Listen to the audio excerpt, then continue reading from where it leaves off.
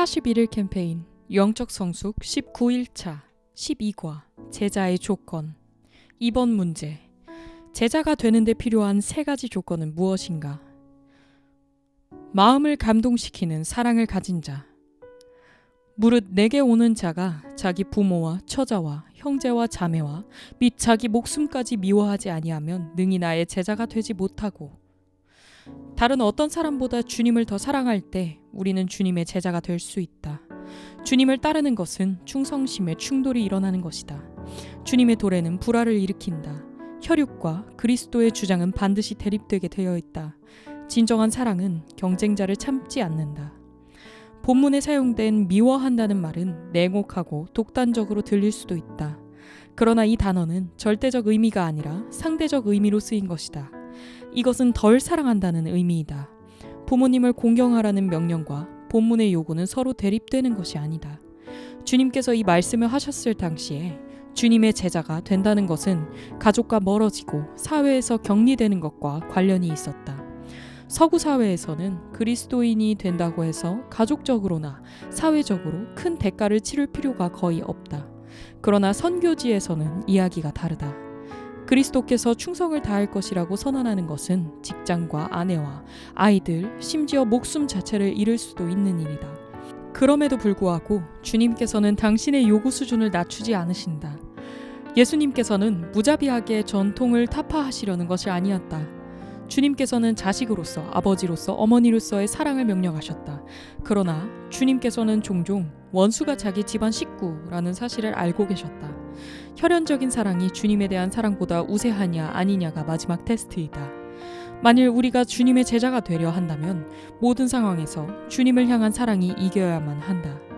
분명한 사실은 우리 사랑의 영순위를 주님께 드릴 때 모든 인간관계가 풍성해진다는 것이다. 우리가 주님을 더욱 사랑하기 때문에 혈육을 덜 사랑하는 일은 결코 일어나지 않을 것이다. 사실은 그 반대이다. 더 나아가 주님은 주님에 대한 사랑이 자기 자신을 사랑하는 본능적 사랑보다 더 커야 할 것을 요구하신다. 자기 목숨까지. 이 조건은 가족의 경계를 넘어 자기 자신의 목숨에 관한 최후의 거점까지 가게 된다. 그리스도께서는 깊숙이 자리 잡고 있는 자기 중심적인 삶이 완전히 바뀌기를 원하신다.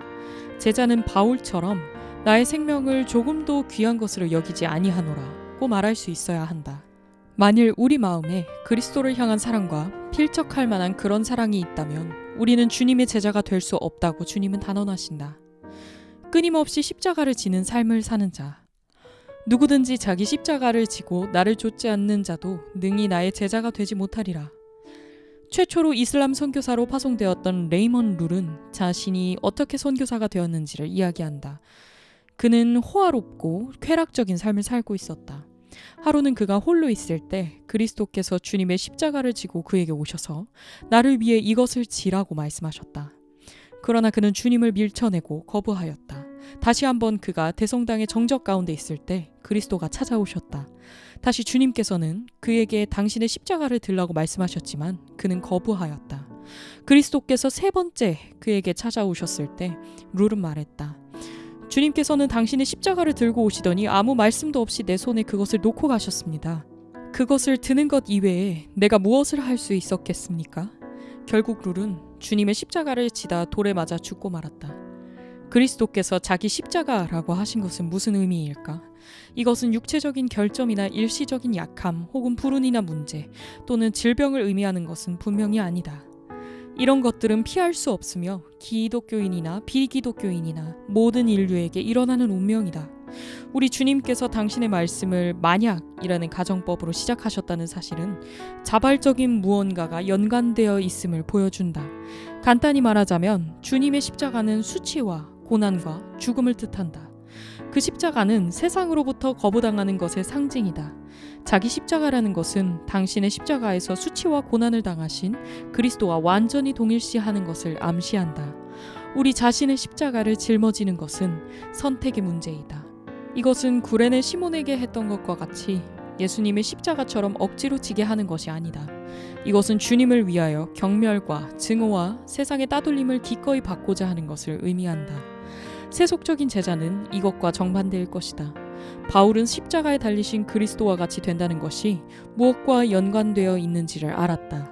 또 수고하여 친히 손으로 일을 하며 후욕을 당한즉, 축복하고 핍박을 당한즉, 참고 비방을 당한즉 권면하니 우리가 지금까지 세상의 더러운 것과 만물의 찢기가 되었도다. 우리가 이기적이고 자기 중심적인 생활을 마치는 방법으로 삶의 불리한 환경들을 자발적으로 받아들일 때 우리는 우리 자신의 십자가를 지고 가는 것이다. 우리가 삶의 고난과 한계 그리고 시련들을 제대로 받는다면 이로 인해 우리는 우리의 참된 자리, 곧 그리스도와 함께 십자가에 못 박히는 자리로 나아갈 것이다. 만일 우리가 계속해서 십자가 지기를 싫어한다면 우리는 주님의 제자가 될 수 없다. 소유를 무조건적으로 포기할 수 있는 자. 너희 중에 누구든지 자기의 모든 소유를 버리지 아니하면 능히 내 제자가 되지 못하리라.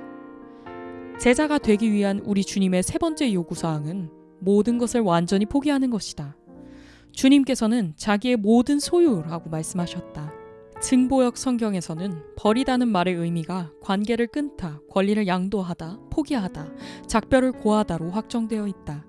우리 주님께서 요구하신 것은 정말 어마어마한 것이다. 어떤 예외도 용납되지 않는다. 주님께서는 당신의 제자가 소유한 모든 것을 처분할 권리를 요구하신다. 왜냐하면 주님께서는 당신의 지혜로운 사랑으로 최선을 아시기 때문이다.